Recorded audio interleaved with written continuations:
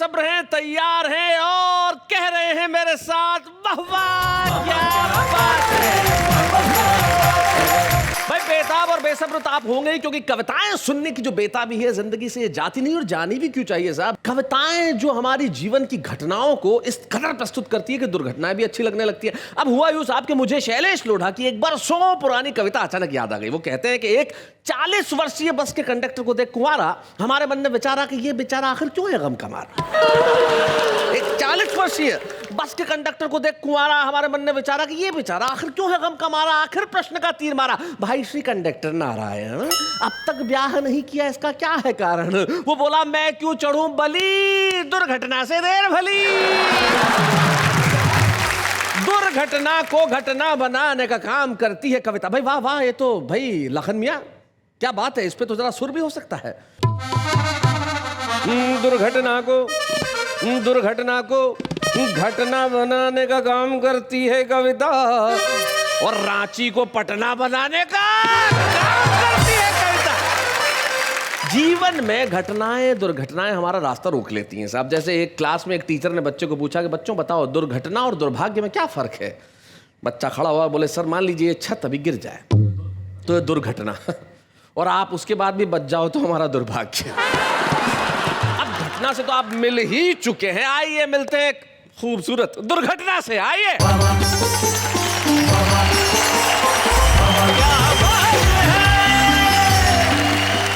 Hello नमस्कार आदाब सत श्री अकाल। मैं आप सबकी प्यारी न्यारी दुलारी नेहा के मेहता आप सबका स्वागत करती हूँ हम सबके शो में जिसका नाम है वाह वाह क्या बात है। तो चलिए मित्रों, घटना भी है दुर्घटना भी है, मुंबई भी है पटना भी है, अब सारे शहर इंतजार में है कि आज क्या क्या होने वाला है। तो आपको और ज्यादा इंतजार क्यों करवाए, जरा झलक डाल लीजिए क्या क्या होने वाला है। इस घटना में मत देखना सच और झूठ की मात्रा। मेरे सामने से गुजर रही थी एक शव यात्रा। अच्छा, मैंने कहा ये तो कम उम्र के व्यक्ति थे, स्वस्थ थे, ये कब कहां किसी बीमारी से ग्रस्त थे, कैसे जिंदगी का दामन हाथों से फिसल गया। मित्र बोला ये गलत फायदा उठाने के चक्कर में निकल गया। अच्छा। मैंने कहा क्यों लगा दी जिंदगी दाव पर, क्यों इतनी बड़ी त्रासदी झेली। मित्र बोला इसे अंतिम संस्कार के सामान पे 50% की छूट मिल गई थी। वो इसने ले ली। शेर शेरनी से नहीं डरता, शेर शेरनी से नहीं डरता क्योंकि प्यार करता है, शादी नहीं करता। आदमी औरत से डरता है क्योंकि प्यार नहीं सिर्फ शादी करता है। भाई क्या बात है। कुलदीप जी के घर जब मैं पहली बार गया, इन्होंने दरवाजा खोला, मुझे देखते ही कहा सुनती हो मक्खन आ गया। अंदर से आवाज आई आ गया तो मैं क्या करूं, फ्रिज में रख दो। एक दिन हमने पिताजी से पूछा मेरी शादी क्यों नहीं हो पा रही है। सारे यार दोस्त ब्याह गए, मेरी बारी नहीं आ रही है। पिताजी बोले ये तो मंदिर में चढ़ाए तेरे नारियलों का प्रताप है बेटा, जो देवी मैया तुझे इस मुसीबत से बचाए। बहुत अच्छे, बहुत बढ़िया। विस्फोटों के बाद एक बम बच गया जिंदा, तो उसके पास पहुंच गया न्यूज चैनल का ये बंदा। सबसे पहले अपने चैनल पर खबर दिखाने के लालच में हमने जैसे ही टिफिन का ढक्कन हटाया तो बम मुस्कुराया। क्या कहना है? टिक टिक की एक आवाज आई तो हमने कहा क्या जिंदा हो भाई। बम बोला हाँ और तुम भी, बधाई। क्या बात है, वाह वाह वाह वाह, बहुत बढ़िया। हाँ और तुम भी।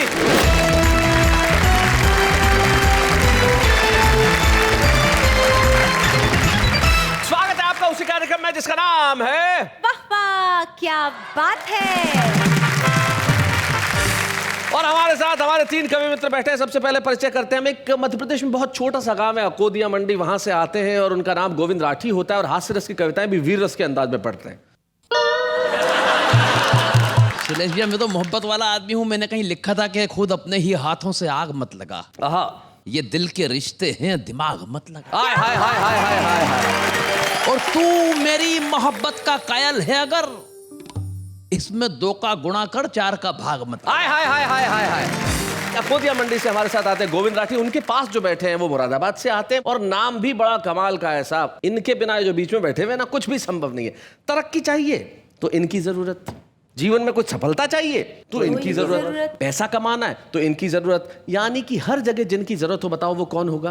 ये और नाम है इनका मक्खन मुरादाबादी। जीवन में मक्खन के सिवा कुछ नहीं हो सकता साहब। और इनके पास जो बैठे हैं साहब, वाह वाह, वो तो बैठे हैं। मैं इनको अक्सर कहता हूं, प्रदीप चौबे जी, अगर जिंदगी में आपको किसी से बदला निकालना हो तो उसे पहले डेट दो कि हाँ मैं तुम्हारे कार्यक्रम में आ रहा हूं, और उसके बाद पहुंच जाओ। ये है प्रदीप चौबे, क्योंकि इनका होना बड़ा कमाल का होता है। आइए सबसे पहले हम तीनों के लिए कहते हैं वाह वाह, क्या बात है। किसे बुलाना चाहती हैं आप सबसे पहले? मिस्टर लाठी का वार किया जाए मिस्टर राठी से। वाह क्या काफिया। मिस्टर लाठी का वार किया जाए राठी से। कमाल हो गया साहब। Thank you.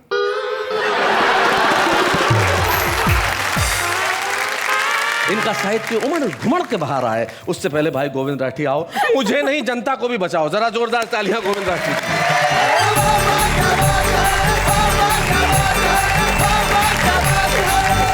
घटना दुर्घटना की बात चल रही है। एक घटना मुझे भी याद आ रही है। सुनाइए। आदमी जिंदगी में फायदे उठाने के चक्कर में लगा रहता है, मगर कभी कभी गलत फायदा उठाने में नुकसान भी करवा लेता है जी। इस घटना में मत देखना सच और झूठ की मात्रा। मेरे सामने से गुजर रही थी एक शव यात्रा। अच्छा। मैंने मित्र से कहा, यार किसकी है? बोले अपने जगदीश जी की है। मैंने कहा ये तो कम उम्र के व्यक्ति थे, स्वस्थ थे, ये कब कहां किसी बीमारी से ग्रस्त थे, कैसे जिंदगी का दामन हाथों से फिसल गया। मित्र बोला ये गलत फायदा उठाने के चक्कर में निकल गया। अच्छा। मैंने कहा मत बुझा पहेलियां, सच सच बता, इसने क्या फायदा उठा लिया? क्यों लगा दी जिंदगी दाव पर? क्यों इतनी बड़ी त्रासदी झेली? मित्र बोला इसे अंतिम संस्कार के सामान पे 50% की छूट मिल गई थी। वो इसने ले ली। अंतिम संस्कार के सामान पर 50% की छूट मिल गई थी, वो इसने ले ली। मगर जो भी करता है अच्छा ही करता है भाग्य विधाता। कहीं से 100% की मिलती तो सारे परिवार को ले जाता। बहुत अच्छे, बहुत बढ़िया। व्यंग के दो कवि यहाँ बैठे हुए हैं।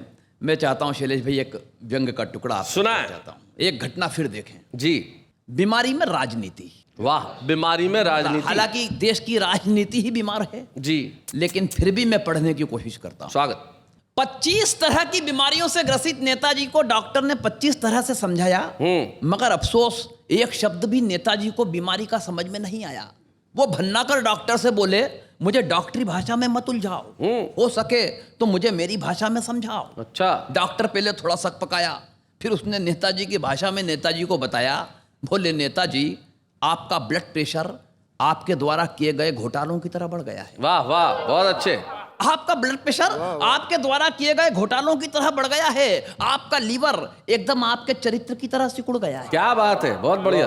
बरसों से आप जिस तरह जनता को झूठे प्रलोभन दे रहे हैं, ठीक उसी तरह आपके फेफड़े आपको झूठा आश्वासन दे रहे हैं। क्या बात है भाई, बहुत बढ़िया, बहुत अच्छा। ठीक उसी तरह आपके फेफड़े भी आपको झूठा आश्वासन दे रहे हैं। जीत के बाद आप जिस तरह से ऐंठते हैं, आपकी नसें अट गई हैं। आपकी दोनों किडनियां रामलीला मैदान में अनशन पर जाकर बैठ गई। क्या बात है, बहुत अच्छे, बहुत बढ़िया। आपकी कैंसर और माइग्रेन की रिपोर्ट भी डाउट करने वाली है। मुझे अफसोस है आपकी आंखों की रोशनियां विपक्ष की तरह वॉकआउट करने वाली है। अच्छा।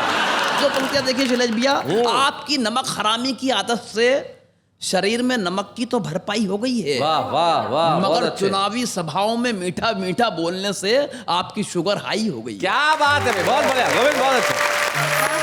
आपका हीमोग्लोबिन यानी खून कभी भी खत्म होने की शपथ ले सकता है, और आपका हृदय किसी भी दिन मंत्रिमंडल से त्यागपत्र दे सकता है। भाई वाह, बहुत अच्छे, बहुत बढ़िया, बहुत बढ़िया गोविंद। इसलिए कुछ अच्छा कीजिए, कुछ अच्छा सोचिए, जाकर किसी मजबूर, बेबस और लाचार के आंसू पोंछिए। वाह। अंतिम वक्त किसी गरीब के घर नन्हा सा चिराग जलाइए। शहर नहीं चूल्हे जल सकें कोई ऐसी आग जलाइए। वाह वाह वाह, बहुत बढ़िया, बहुत अच्छा। कर जाइए कुछ ऐसा भारत माता का तार तार हो चुका दामन सिल सके। मरणोपरांत शहीद के परिवार को आश्वासन नहीं, 2 वक्त की रोटियां मिल सके। हाय हाय हाय, क्या बात, बहुत अच्छा।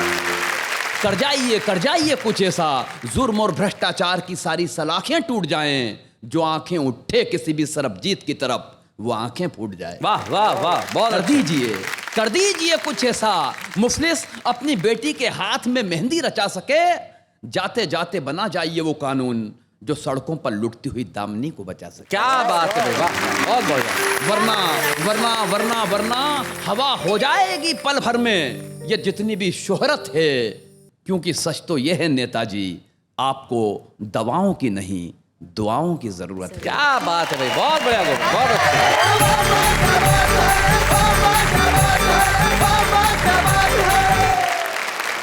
बहुत बढ़िया गोविंद, तुमने दुर्घटना में से हाथ से निकाला और नेताजी को बताया कि क्या करना चाहिए जो नेताजी के जीवन में नहीं रहा, खो चुका है। अब ये जो ढूंढ के लाने की कला होती है ना साहब, ये सबके पास नहीं होती। तलवार जो चीज नहीं करती ना, वो सुई कर देती है, और यकीन मानिए सुई नहीं आलपिन कर देती है।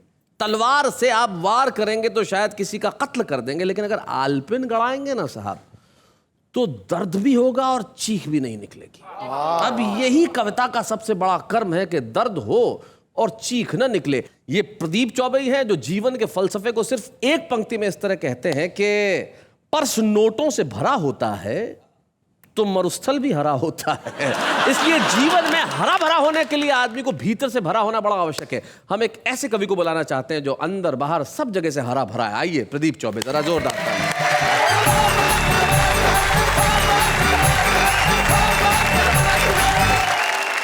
इस बार कुछ आलपिने, जैसा कि शैलेश ने बताया जी, आलपिने ये छोटी छोटी कविताएं हैं, उनके मजे लीजिए। सुना है? आदमी और जानवर में बेसिक क्या फर्क है? जी, शेर शेरनी से नहीं डरता, शेर शेरनी से नहीं डरता क्योंकि प्यार करता है, शादी नहीं करता। आदमी औरत से डरता है क्योंकि प्यार नहीं, सिर्फ शादी करता है। भाई क्या बात है। एक सरकारी सीन देखिए आलपिन में। बड़े अफसर ने छोटे को डांटा, आप निकम्मे हैं, एकदम गधे हैं। छोटा बोला, ठीक कहते हैं सर, आप मुझसे बड़े हैं।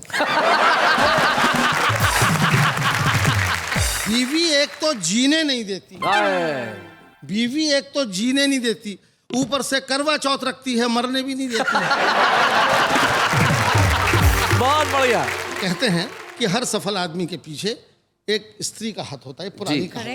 थोड़ा आगे बढ़ाया मैंने। हर सफल आदमी के पीछे एक स्त्री का हाथ होता है और असफल के पीछे दूसरी का। मैंने अपने मित्र शहाबुद्दीन से पूछा, हाँ, यार बकरा ईद कब है? वो बोला, जब आ जाओ। चूहा कहीं भी और अफसर कहीं का भी बिल बना सकता है। हाय हाय, बिल बना सकता है। बहुत अच्छे, क्या बात है। नौजवान प्रेमियों, प्रेम वेम के चक्कर में मत पड़ो। शादी नहीं हुई तो बर्बाद हो जाओगे, और अगर हो गई तो हो ही जाओगे। पागलों के बारे में लोग कहते हैं, पागल को कैजुअल लेते हैं लोग। पागलों के बारे में एक छोटी सी आलपिन सुनो सुनो सुनो। सुनाइए। कितने पागल हैं हम लोग जो पागलों को पागल समझते हैं। वाह वाह वाह, बहुत बढ़िया, बहुत अच्छे प्रदीप जी। कितने पागल हैं हम लोग जो पागलों को पागल समझते हैं। पागलों से पूछिए, वो हमें कुछ नहीं समझते। हाय हाय। डॉक्टर के कहने पर मैंने नमक छोड़ दिया, इस जरा सी बात ने मेरे नमक का दिल तोड़ दिया। हाय हाय, क्या बात है। एक दिन लंच पर मेरे कान में बोला, क्यों बे नमक हराम? इस देश में बहुत कुछ है, मगर ये जो कुछ है यही काम का है, बहुत तो बस नाम का है। वाह वाह वाह वाह वाह, बहुत बढ़िया। लोकसभा के अध्यक्ष को स्पीकर कहते हैं अंग्रेजी में जी। और आप देखते हैं लोकसभा का सीन कि वहां पर कितना शोर शराबा होता रहता है, और उसके आगे क्या होता है देखिए। एक बेचारा स्पीकर जिसके मुकाबले 540 लाउड स्पीकर। बहुत बढ़िया। आराम हराम है, बड़ा किसी का बहुत बड़ा नारा है जी। जरा सा बात को आगे बढ़ाया है आलपिन में। आराम हराम है, लेकिन देखता हूं कि हराम में बड़ा आराम है। वाह वाह वाह वाह, बहुत अच्छे, बहुत बढ़िया। सुहाग के लिए सिर्फ एक चूड़ी काफी है। चूड़ी सुहाग का प्रतीक माना जाता है। छोटी सी बात भी है, इस आलपिन ने क्यों जन्म लिया, इस कविता ने क्यों जन्म लिया। मेरे घर में कमला बाई नाम की एक बाई काम करती थी, तो वो कांच की बहुत सारी चूड़ियाँ पहनती थी, यहाँ से यहाँ तक दोनों हाथों में। दिन भर वो चूड़ियाँ खन खन आती रहती थी और मेरे दिमाग में झनझन आती रहती थी। एक दिन मैंने अपनी बीवी से कहा कि कमला से कहना कि चूड़ियाँ कम करके आया करे, 2 चूड़ी से भी काम चल सकता है। तो मेरी पत्नी मुझ पर गुर्राई, बोले क्या कहते हो, उसका सुहाग उतरवाओगे? तब ये आलपिन हुई। सुहाग के लिए सिर्फ एक चूड़ी काफी है, फिर इतनी सारी चूड़ियां, आखिर औरतें कितना सुहाग चाहती हैं। कुछ शेर भी ऐसे बन जाते हैं जी, शेर जरूर सुनाइए साहब। जिनमें आलपिन वाली बात होती है। सुनाए। बुढ़ापे ने कुछ ऐसे पांव फैलाए हैं शैलेश, हाँ, बुढ़ापे ने कुछ ऐसे पांव फैलाए हैं चौबे, न मैं बिस्तर से उठता हूँ न बिस्तर मुझसे उठता है। आय हाय, क्या बात है, वाह, बहुत अच्छे। हंसी मजाक की व्यंग की गजल है जी। बड़ी समाज में परंपरा एक दूसरे को ढोने की, खासकर हमारे देश में। तो बात कहने की कोशिश की है, शेर मुलाजा फरमाइए इरशाद। कि आपको ढोना है जिनको आप ढोएंगे जरूर, आपको ढोना है जिनको आप ढोएंगे जरूर, और अपनी रूह की पहचान खोएंगे जरूर। क्या बात है, वाह वाह। आप हेलीकॉप्टर से बाढ़ का आनंद लें, नेताजी से कह रहा आप हेलीकॉप्टर से? आप हेलीकॉप्टर से बाढ़ का आनंद लें, वरना जिस कश्ती में बैठेंगे डुबोएंगे जरूर। क्या बात है, वाह वाह वाह, बहुत अच्छे। आपको है नींद न आने की बीमारी मगर, आपको है नींद न आने की बीमारी मगर आपको पहरे पे बिठला दें तो सोएंगे जरूर। क्या बात है भाई, वाह वाह, बहुत अच्छे भाई, बहुत बढ़िया। और दोस्तों, कभी कभी मेजॉरिटी होती है, पार्टी को बड़ा समर्थन मिलता है, बहुत अधिक समर्थन देना, किसी का बहुत अधिक समर्थन करना खतरे से खाली भी नहीं होता। आपने मेजॉरिटी दे दी उन्हें दिल खोलकर, बहुमत समर्थन, आपने मेजॉरिटी दे दी उन्हें दिल खोलकर, आप अपने सर पे रख के हाथ रोएंगे जरूर। क्या बात है भाई, वाह वाह वाह वाह, बहुत अच्छा। ये आखिरी शेर पढ़ता हूँ कि जिंदगी कितनी कठिन है, संकल्प कितना काम कर देते हैं। कल इसी चट्टान से निकलेंगे फूलों के हुजूम। क्या मिसरा है, वाह। हुजूम माने फूल ही फूल निकलेंगे बगीचे बगीचे। कल इसी चट्टान से निकलेंगे फूलों के हुजूम, हम यहाँ अपना पसीना आज बोएंगे जरूर। क्या बात है, वाह वाह वाह वाह।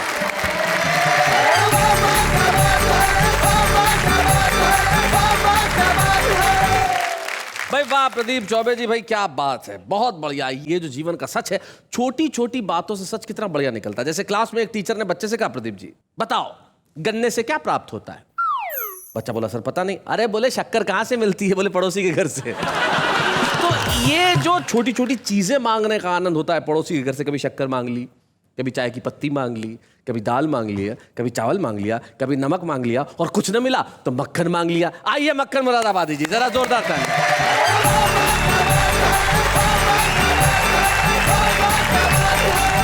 ये घटनाओं और दुर्घटनाओं का एपिसोड है जी, और मेरा नाम ऐसा है जिसके साथ दिन भर घटनाएं और दुर्घटनाएं होती रहती हैं हर घर में जी। प्रदीप जी के घर जब मैं पहली बार गया, इन्होंने दरवाजा खोला, मुझे देखते ही कहा, सुनती हो मक्खन आ गया। अंदर से आवाज आई, आ गया तो मैं क्या करूं, फ्रिज में रख दो। बहुत जगह परंपरा है इस देश के बहुत छोटी छोटी जगहों में, जहाँ पे बहुएं हैं वो ससुर का नाम नहीं ले सकती।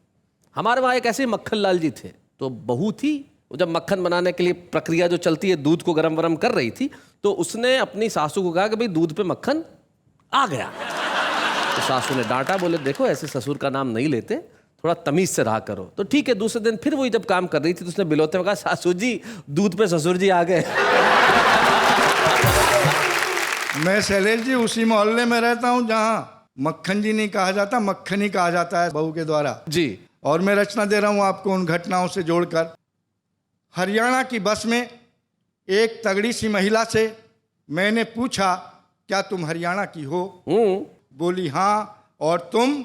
मैंने कहा मैं भी हरियाणा का हूँ। बोली, रेसी किया पहलवान, यो बात कह के काहे को लड़ाई की जड़ बोबे है, थारे से तगड़ा तो हमारे यहाँ बालक पैदा हो गए। क्या बात है भाई, बहुत अच्छे, बहुत बढ़िया। एक और रचना आपको देना चाहता हूँ इस देश की पुलिस के सम्मान में जी। चोरी डकैती घूस हो, पुलिस चाहिए। चोरी डकैती घूस हो, पुलिस चाहिए। पुलिस चाहिए। धार्मिक राजनीतिक या लड़कों का जुलूस हो, पुलिस चाहिए। किसी का जन्म या मरण संस्कार हो, पुलिस चाहिए। बच्चों का मुंडन त्योहार हो, पुलिस चाहिए। दिन हो चाहे रात हो, पुलिस चाहिए। किसी की चढ़ती बारात हो, पुलिस चाहिए, कहीं ऐसा ना हो कभी कि हो विवाह की पहली रात और पुलिस चाहिए। भाई क्या बात है, वाह वाह वाह। एक रचना देना चाहता हूँ। सुना। विवाह होता है, हिंदू धर्म के हिसाब से पंडित जी मुख्य भूमिका निभाते हैं। कभी कभी ऐसा होता है मोहल्ले में शादियाँ बहुत होती हैं, पंडित जी अकेले पड़ जाते हैं। पूरे महीने शादियों में जाग कर आखिरी शादी जो होती है, पंडित जी कभी सोते हैं, कभी जागते हैं, कभी ऊँघते हैं। मंत्र श्लोक रटे रटाएं वो मुंह से निकलते रहते हैं। क्या क्या परिस्थितियां पैदा हो जाती हैं, इस रचना में देना चाहता हूँ जी। विवाह में फेरों के समय पढ़ते हुए मंत्र एवं श्लोक पंडित जी को आ गई नींद की झोंक। नींद में ऊँघते हुए पंडित जी ने वर से कहा, वधू का हाथ मेरे हाथ पर धरो। वधू का हाथ मेरे हाथ पर धरो। बहुत अच्छे। वर ने कहा, पंडित जी होश में आइए। पंडित जी बोले, ताव मत खाइए। और चेते आपने क्या कहा? याद आई मंत्र की टेक, बोले वर वधू दोनों स्वाहा। वर ने पुनः कहा, पंडित जी घृत का दिया बुझ गया है, इसे तो बाल दो। पंडित जी बोले, अपने आप जल जाएगा, हवन कुंड में डाल दो। और तुम लोग तय करो कि हम अपने पट्टों की गांठ तभी खोलेंगे, आज एक दूसरे को वचन देते हैं जीवन में सदा सत्य बोलेंगे। वर आंसुओं से रोता है, फिर भी पंडित जी से पूछता है, आज के युग में सत्य क्या होता है? पंडित जी बोले, तुम क्या जन्नो, विवाह संपन्नो, सत्य के बारे में यही याद रखना, राम नाम सत्य है, राम नाम सत्य है, राम नाम सत्य। बहुत बढ़िया। एक रचना देश के नेताओं के सम्मान में समर्पित कर रहा हूं। सम्मान में? नेताजी अचानक अस्वस्थता के शिकार हो गए, शरीर में ढेर सारे विकार हो गए। डॉक्टर को बुलवाया, डॉक्टर ने आकर थर्मामीटर लगाया, देखकर टेम्परेचर डॉक्टर रह गया हैरान, 109 डिग्री में भी नहीं मरा। 109 डिग्री में भी नहीं मरा? क्या बात है। ये कहकर चला गया, टेम्परेचर आपको कोई खास नहीं है, 104 डिग्री से अधिक टेम्परेचर की दवा मेरे पास नहीं है। वाह वाह वाह वाह। इतने में ही फोन खटखटाया, नेताजी ने उठाया। हेलो, कौन? मैं भगवान बोल रहा हूँ। मौन? प्रभु आप मौन क्यों हैं, कुछ फरमाइए। भगवान जी बोले, नेताजी मेरे पास आइए। नेताजी ने कहा, फिर प्रभु ऐसा कीजिए, अपने यम को भेज दीजिए। यम आया, नेताजी के घर भरपेट भोजन पाया और बोला, भैंसा तैयार है, नेताजी चलिए। नेताजी ने कहा, जरा सुनिए, अभी आ रहा हूँ, घर पर बतला दूं कि उद्घाटन करने जा रहा हूँ। वाह वाह वाह वाह वाह। जरा सुनिए, अभी आ रहा हूँ, घर पर बतला दूं कि उद्घाटन करने जा रहा हूँ। नेताजी भगवान जी के सामने पधारे, अपने विनम्रतापूर्ण स्वरों में बक्कारे, कहिए प्रभु क्या काम था? मैं तो घर पर कर रहा आराम था। भगवान जी बोले, नेताजी काम ये था, हमारे इस यम का होने वाला रिटायरमेंट है, इसकी जगह किसी ना किसी का होना अपॉइंटमेंट है। मैंने सोचा आपको बुलवाऊं, आपसे ही समस्या सुलझवाऊं, क्योंकि आप जनता का दम निकालने में परफेक्ट हैं। वाह वाह वाह वाह, बहुत बढ़िया। मैंने सोचा आपको बुलवाऊं, आपसे ही समस्या सुलझवाऊं, क्योंकि आप जनता का दम निकालने में परफेक्ट है। और आज से आप विदाउट इंटरव्यू यम की जगह सेलेक्ट हैं। क्या बात है, वाह वाह वाह, बहुत बढ़िया, बहुत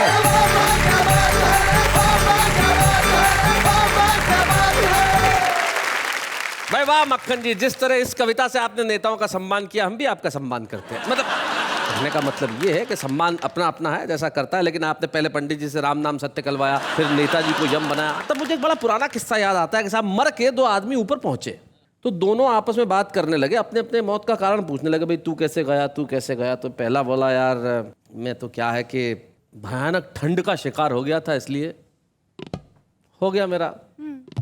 तेरा क्या हुआ?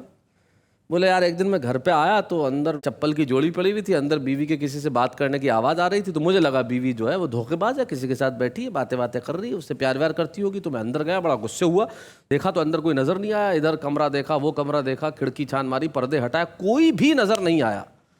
और बीवी पे मैंने शक किया था, तो मुझे इतना पश्चाताप हुआ कि इसी चक्कर में मैंने प्राण छोड़ दिए। तो पहला वाला जो भयानक ठंड का शिकार हुआ था, बोला, अबे यार तूने भी कमाल किया, फ्रिज खोल के देख लेता तो तू मरता ना मैं मरता। जीवन में घटनाएं जब चाहे तब दुर्घटना का रूप ले सकती है, लेकिन हमें घटना और दुर्घटनाओं से क्या लेना देना साहब? जो कुछ भी घटे हमारा तो है हंसने का काम। और इस वक्त एक अल्पविराम। फिर से एक बार आपका घटना और दुर्घटना स्पेशल एपिसोड में, तो साथ मिलकर कहिए, वाह वाह क्या बात है। वैसे शैलेश जी, मेरे मन में एक प्रश्न उठा उठा? वाह, बिठाइए। नहीं नहीं, पूछ लो। तो पूछिए। हाँ, आप सबके जीवन में घटना घटी तो दुर्घटना भी घटी होगी, तो ऐसी कोई एक दुर्घटना जो आप भूल न पाए हो, हमें बताइए। एक बार ट्रेन में सफर कर रहा था एसी में, एसी बंद हो गया, मैं पिघलने लगा। पिघलने लगा तो टपकने लगा। मक्खन है, पिघलेगा। टपकने लगा तो बहने लगा, बहते बहते सामने की बर्थ तक चला गया। एसी चल पड़ा, मैं वहीं जम गया। क्या बात है। बहुत अच्छे जी। एक चुनाव हारे उम्मीदवार ने हमसे पूछा, बताइए चौबे जी, वोटों और जूतों में क्या फर्क है? जी। हमने कहा, प्यारे लाल, वोट पड़ते हैं तो गिने जाते हैं। तो कुछ दुर्घटनाएं होती है जो लगातार घटती रहती है, लेकिन कुछ ऐसा होना चाहिए जीवन में जो लगातार चलता रहे, जैसे कि लिखना। कुछ लोग ऐसे होते हैं जो बरसों बरस लिखते रहते हैं, और कुछ लोग ऐसे होते हैं जो शुरुआत करते हैं, और हमें उन लोगों से मिलकर बड़ी खुशी होती है जो लिखने का प्रयास कर रहे हैं और इतना खूब लिख रहे हैं साहब कि उनसे लगता है कि भविष्य के आसमान पे कविताओं का सतरंगा रेनबो यानी कि इंद्रधनुष छाने वाला है। हमारे साथ है दिल्ली के विनोद पाल।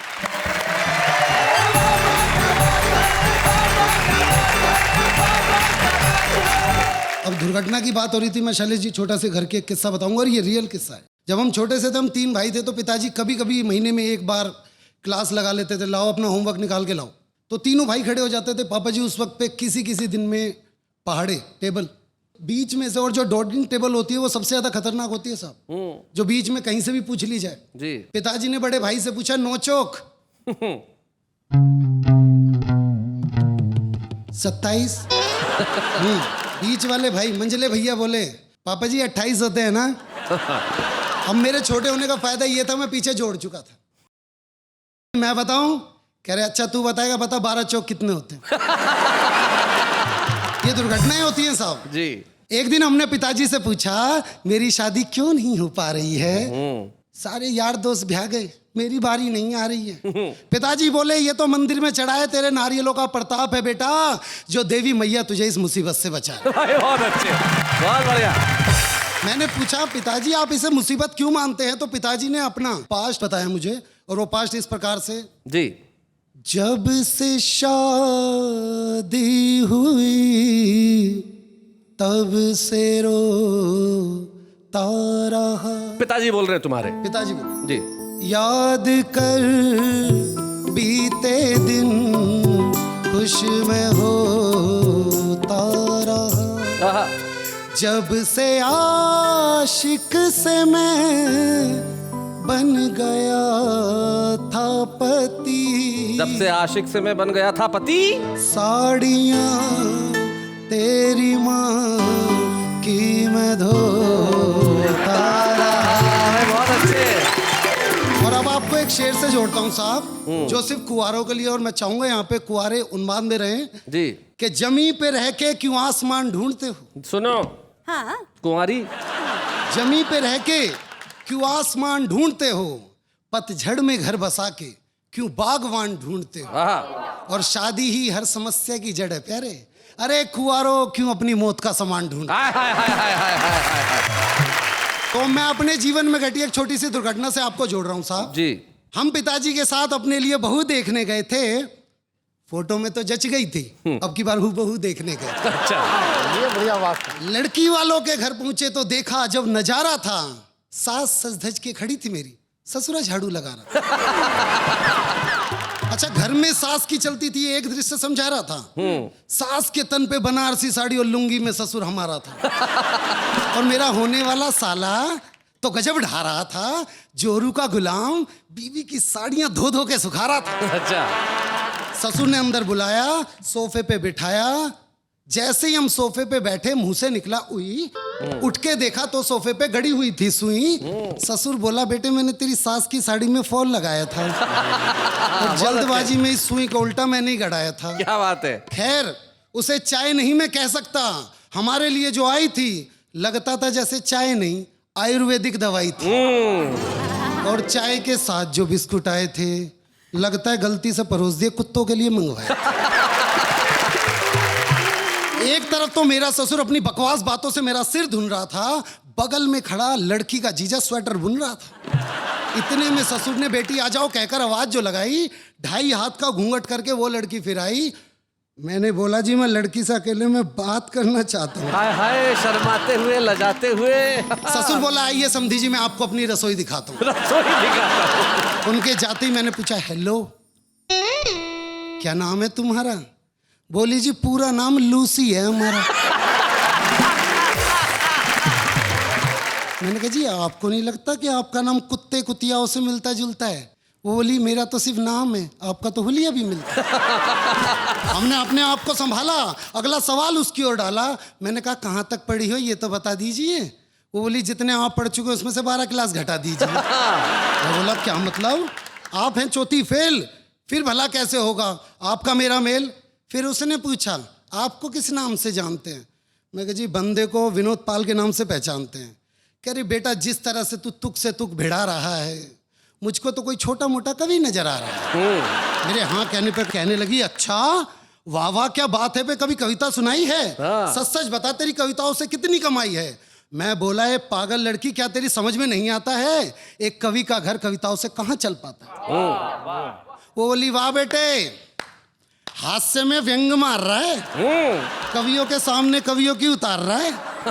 फिर तो उसकी इच्छाओं की शुरू हुई बरसात और कुछ ही देर में पता चल गई हमको अपनी औकात। बोली नेता का रिश्तेदार नहीं तू, करता भ्रष्टाचार नहीं तू, पास तेरे एक कार नहीं, ढंग का एक कारोबार नहीं है, कंप्यूटर पे अकाउंट नहीं है, जेबों में अमाउंट नहीं है, कंपनी का मोबाइल नहीं है, कपड़ों में स्टाइल नहीं है, पास तेरे लैपटॉप नहीं है, तेरे संग स्कोप नहीं है। क्या बात है, वाह वाह, बहुत बढ़िया। सर से लेके पांव तक मुझको लकवा मार गया, एक लड़का हो करके मैं मॉडर्न लड़की से हार गया। क्या बात है भाई, वाह वाह। मैंने ताउम्र ना शादी करने का सोच लिया था क्योंकि मैंने शादी का सही अर्थ गुलामी खोज लिया था, क्योंकि मैंने शादी का सही अर्थ गुलामी। क्या बात है भाई, वाह वाह वाह वाह, बहुत बढ़िया विनोद, बहुत अच्छे। आपको इस घटना ने दुर्घटना से बचा लिया, बहुत अच्छा किया, बहुत बढ़िया किया। लेकिन मैं एक बहुत गंभीर बात कहना चाहता हूँ, ये बिल्कुल सच्ची घटना है, मेरे मित्र के साथ हुआ। मेरा मित्र गया लड़की को देखने, लड़की को देखते बोला क्या इंडियन इकोनॉमी के बारे में तुम्हारा क्या ख्याल है? मुझे तो कुछ भी इसके बारे में जानकारी। अच्छा अच्छा अच्छा, व्हाट डू यू थिंक ये डिसइन्वेस्टमेंट होना चाहिए या नहीं, ये जो सरकार इन दिनों कंपनियों के लिए कर रही है? लड़की ने कहा बोले अच्छा अच्छा ये बताओ कि ये जो रुपया गिर रहा है डॉलर के मुकाबले तुम क्या सोचती हो? बोले कुछ भी नहीं सोचती। बोले अच्छा ठीक है, मुझे लगता है तुम्हारा जो लेवल है थोड़ा सा मेरे मुकाबले का नहीं, मैं चलता हूँ। जाने लगा तो लड़की ने पीछे चावा दिया, भैया एक मिनट भैया 3 आदमियों के चावल बनाने हो तो कितने कटोरी लगेंगे? क्या बात? बोले मुझे नहीं पता। अच्छा घर के अंदर 10,000 रुपये खर्चा हो, 2,000 बिजली का बिल आता हो, 1,500 रुपये नौकर के लगते हो, 8,000 का किराना हो, तो बताइए बचाऊंगी कैसे? बोले मुझे नहीं पता। बोले बहुत अच्छे, अच्छा ये बता दो घर में 10 आदमियों का खाना करना हो, टमाटर कितने मंगवाऊं? बोले मुझे क्या पता। बोले यही है बेटा, जो जीवन में पता होना चाहिए वो तुम्हें पता नहीं है, और जो पता नहीं होना चाहिए उसे पता करते हो तुम खुशियों का पता ढूंढ रहे हो। जीवन में यही सबसे बड़ी गड़बड़ है। खुशियों का पता ढूंढने के लिए आपके पास चीजें बिल्कुल ठीक ठाक होनी चाहिए। लेकिन विनोद पाल आपने खुशियों का पता ढूंढ लिया है, क्योंकि आप वाह क्या बात है में आ गए और आपने कविता सुनाई और बहुत बढ़िया ढंग से सुनाई, इसलिए खुशियां अपने आप आपका पता ढूंढ लेंगी। इसलिए हम आपको एक छुपे रुस्तम का स्मृति चिन्ह देना चाहते हैं, विनोद पाल। अच्छे हैं या बूढ़े हैं, नर है या नारी है, हंसी देने वालों के सब ही आभारी है, कविता सुनाने वाले अब सबके साथ है। मैं छोटे बच्चों को बता दूं कि विनोद का मतलब होता है हंसी, हास्य, और इन्होंने जीवन में हास्य भरने की कोशिश की है आपके, और यही कोशिश हमारी भी है। यानी कि कुल मिला के विनोद आपके जीवन में भरने का है हमारा काम। लेकिन इस वक्त एक अल्पविराम। स्वागत है फिर से उसी कार्यक्रम में जिसका नाम है वाह वाह क्या बात है। शैलेश जी, मैं ये सोच रही हूँ कि आम आदमी के जीवन में घटना और दुर्घटना क्या होती है? पैदा होता है वो घटना है, उसके बाद तो सारा जीवन ही दुर्घटना है। लेकिन आम आदमी के साथ एक चीज और होती है, वो कविता लिखने की कोशिश करता है, वो एक घटना है, और नहीं लिखी जाती वो एक दुर्घटना है, लेकिन सुनाता है ये एक बहुत अच्छी घटना है। सुनते हैं। लाल दीवार पर चूने से लिखा हुआ था, लाल दीवार पर चूने से लिखा हुआ था कि यहाँ लिखना मना है। आपकी शक्ल का अंदाज कुछ ऐसा है, क्या बताओ ये वाक्य कैसा है? कौन कहता है कि आप उल्लू जैसे दिखते हो? सच तो ये है कि उल्लू आपके जैसा है। चांद मांगे मैं चांद दे दूं, तू रात मांगे मैं रात दे दूं, तू दिल मांगे मैं दिल दे दूं। बस कर यार, डिपार्टमेंटल स्टोर समझ रखा है। तुम हमेशा मुस्कुराते रहो, खुश रहो, गुनगुनाते रहो, खिलखिलाते रहो। मेरा क्या, लोग तुम्हें ही पागल समझेंगे। कॉलेज की 4 दीवारों में अजीब सा खेल होता है। कॉलेज की 4 दीवारों में अजीब सा खेल होता है। खेल खेल में 2 दिलों का मेल होता है, इसीलिए हर बार पप्पू फेल होता है।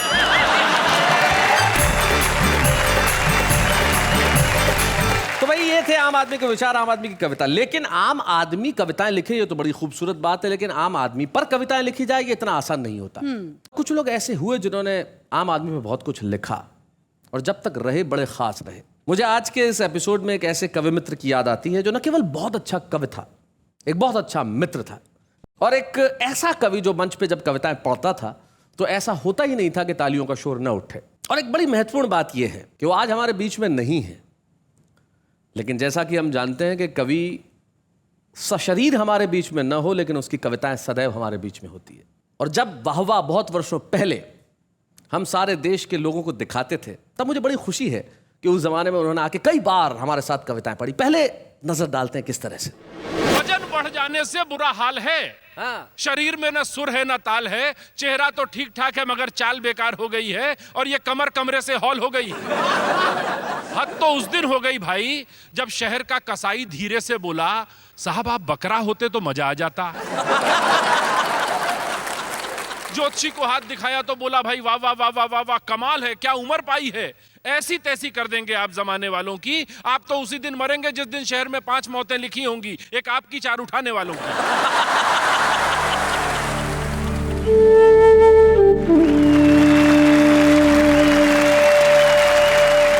मित्रों, इनका नाम नीरज पुरी है और आज ये शायद एक अजब संयोग है कि जिस तारीख को हम ये एपिसोड शूट कर रहे हैं वो नीरज की पुण्यतिथि।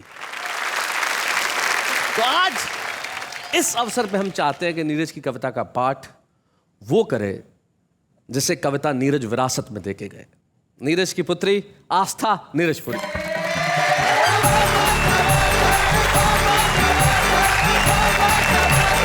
शैलेश जी, जो आजकल बम विस्फोट जगह जगह हो रहे हैं, उन्हीं के ऊपर पापा की एक बहुत ही अलग ढंग की कविता उन्हीं के अंदाज में सुनाने का प्रयास करती हूँ। सुनाओ। कि विस्फोटों के बाद एक बम बच गया जिंदा, तो उसके पास पहुंच गया न्यूज चैनल का ये बंदा। सबसे पहले अपने चैनल पर खबर दिखाने के लालच में हमने जैसे ही टिफिन का ढक्कन हटाया तो बम मुस्कुराया। क्या कहना है? टिक टिक की एक आवाज आई तो हमने कहा, क्या जिंदा हो भाई? बम बोला, हाँ और तुम भी, बधाई। क्या बात है, वाह वाह वाह वाह, बहुत बढ़िया। हाँ और तुम भी। बम बोला, हाँ और तुम भी, बधाई। क्या बात है। और मेरे जिंदा होने पे एतराज है तो अभी फट जाता हूँ। एक क्षण में खुद को और तुमको भूतपूर्व कर जाता हूँ। जरा सोचो, जब तुम्हारे मरने का सीन तुम्हारे चैनल पर लाइव टेलीकास्ट होगा तो तुम्हारा चैनल दुनिया में कितना फास्ट होगा। क्या बात है, वाह वाह वाह वाह। वैसे भी तुमने पूरी घटना का कवरेज कुछ इस तरह से दिखाया कि तुम देश की तरफ थे या आतंकवादियों की तरफ कोई समझ नहीं पाया। क्या बात है, वाह वाह वाह, बहुत बढ़िया। जरा सोचो, जब तुम्हारे मरने की खबर सबसे पहले तुम्हारे चैनल पर आएगी तो तुम्हारे चैनल की टीआरपी कितनी बढ़ जाएगी। वाह। हमने कहा, यार टीआरपी को मारो गोली, यहाँ प्राण सूख रहे हैं, तुम्हें जब फूटना हो फूटो, हम तो घर को फूट रहे हैं। पर चलते चलते एक बात तो बताओ बम भैया, तुम्हारे साथियों ने खूब मनाया आतंक का त्योहार, सैकड़ों लोगों को दिया मौत के घाट उतार, पर तुम क्यों नहीं फटे? मासूमों की जान लेने का अपना इरादा तुमने कैसे बदल दिया? बम बोला, बेवकूफ ध्यान से देख, मुझ पर लिखा हुआ है मेड इन इंडिया। क्या बात है, वाह वाह वाह, बहुत अच्छे, बहुत बढ़िया। वो तो कुछ गद्दार मुझे बेचाए, इस बात से मेरा अंतस बुझ गया है, वरना ये मत समझना कि मेरी आग ठंडी पड़ गई है, मेरा बारूद चूक गया है। क्या बात है, वाह वाह। अरे दूसरे बम तो थे ही उन देशों के, वे फटते न फटते उन्हें क्या फर्क पड़ना था। वे तो थे ही उन देशों के जिन्हें नफरत का इतिहास नया गढ़ना था। मगर मैं अपनों का होकर ही अपनों पर फट जाऊंगा तो मुझे लगा कि मैं अपनी ही नजरों में गिर जाऊंगा। क्या बात है भैया। मुझे लगा कि मैं अपनी ही नजरों में गिर जाऊंगा, लेकिन मैं जिस दिन बिका अपने उस दिन ना फट पाने पर आज तक शर्मिंदा हूँ। प्लीज ये माइक और कैमरा हटा ले और किसी से मत कहना कि मैं अभी जिंदा हूँ। क्या बात है, वाह वाह वाह। बहुत धन्यवाद। नीरज अगर हमारे साथ होते तो इसमें कोई शक नहीं है कि नीरज उन चंद कवियों में से होते जिन्हें हम वाह वाह क्या बात है कि मंच पे हम सम्मानित करते। लेकिन नीरज तुम नहीं हो, तुम्हारी कविताएं हैं। आज हम सम्मानित करेंगे नीरज की दोनों पुत्रियों को। आस्था भी यहाँ है, उनकी ज्येष्ठ पुत्री आकांक्षा भी यहाँ है। मैं चाहता हूँ आकांक्षा इसमें गाए हम जोरदार तालियां। हंसी देने वालों के सब ही आभारी है, कविता सुनाने वाले अब सबके साथ है। क्या बात है, क्या बात है, क्या बात है। आकांक्षा और आस्था, एक पुत्री होने के नाते मैं जानता हूँ कि अथाह स्मृतियां होंगी, लेकिन कोई एक बात जो तुम नहीं भूलती कभी? पापा कहते थे हमेशा कि हर क्षण से ज़िंदगी चुराओ, हंसो और सबको हंसाओ। पापा का न रहना इंसान के लिए बहुत ज़्यादा मायने रखता है, खासकर बेटियों के लिए, ये आप सब जानते होंगे। लेकिन उनकी इस बात ने हम लोगों को उस दिन से ये नहीं कह सकते कि रोने के लिए मना कर दिया या कुछ, लेकिन जब भी हम लोग अकेले में रहते हैं तभी रोते हैं। अदरवाइज उनकी यही जो बात है हमें बहुत स्ट्रेंथ देती है कि हर क्षण से ज़िंदगी चुराओ, हंसो और सबको हंसाओ। क्या बात है, मैं जानता हूँ नीरज सदैव हंसते हंसाते रहते थे। तुम क्या कहना चाहोगी आस्था? जब मैं बहुत छोटी थी तो मैं उनसे कहती थी पापा मुझे भी कविता लिखना सिखाओ, तो उनका हमेशा यही जवाब रहता था कि बेटा कविता लिखना सिखाया नहीं जाता। तो वो बात मुझे उनके जाने के बाद रियलाइज़ हुई कि सच में कविता लिखना सिखाया नहीं जाता। ये उन्हीं का आशीर्वाद है जो आज उनके जाने के बाद उन्होंने अपनी कलम मुझे सौंपी है और खुद ब खुद उनकी काव्य यात्रा को और उनकी कलम को मैं आगे बढ़ा रही हूँ। क्या बात है, सचमुच नीरज ने बिल्कुल ठीक कहा। कविता लिखना सिखाया नहीं जाता, जब यहाँ कुछ होता है तो कविता पैदा होती है। यहाँ के खालीपन को भरिए, भरिए मोहब्बत से, भरिए प्रेम से, फिर देखिए कविताएं कैसे उपजती है। और जब उपजेंगी कविताएं हैं तब सारी दुनिया करेगी सिर्फ एक काम, आपके लिए मिलके कहेगी वाह वाह क्या बात है।